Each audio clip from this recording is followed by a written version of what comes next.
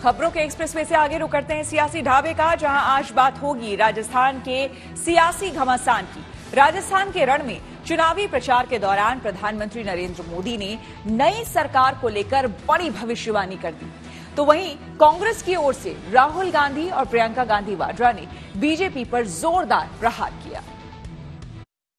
अब राजस्थान में कभी भी अशोक गहलोत की सरकार नहीं बनेगी।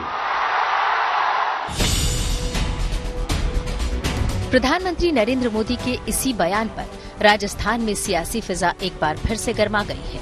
पीएम मोदी बुधवार को राजस्थान के डूंगरपुर में जनसभा को संबोधित कर रहे थे। इस दौरान उन्होंने राजस्थान की गहलोत सरकार को लेकर भविष्यवाणी कर दी। मेरी ये भविष्यवाणी है, ये मेरी नहीं है।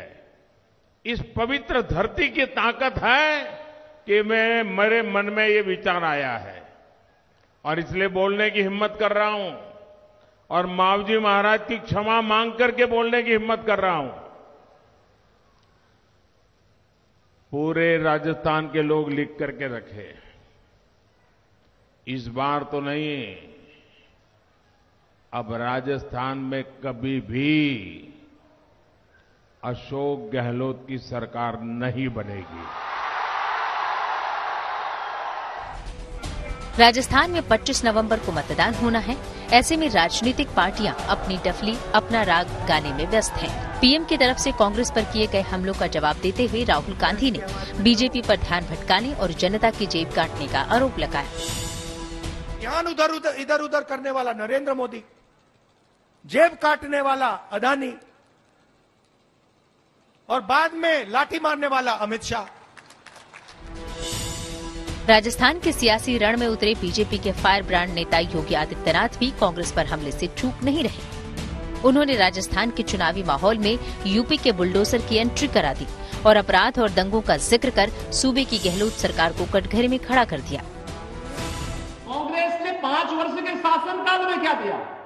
यहां पे आपको बजरी माफिया दे दिया होगा, खनन माफिया दे दिया होगा, वन माफिया दे दिया होगा, पशु माफिया दे दिया होगा, संगठित अपराधों में लिप्त माफिया दे दिए होंगे।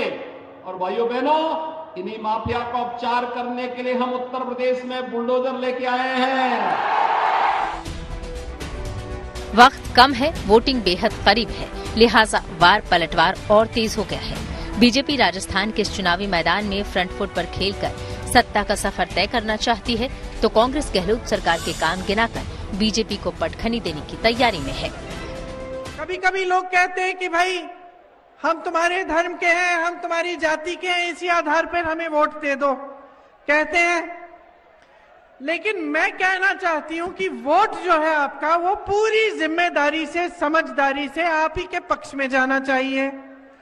और ये जो चुनाव का समय है, इस समय ये समझना कि आपकी भलाई के लिए कौन काम करता है और आपको नकारता कौन है, ये बहुत जरूरी है।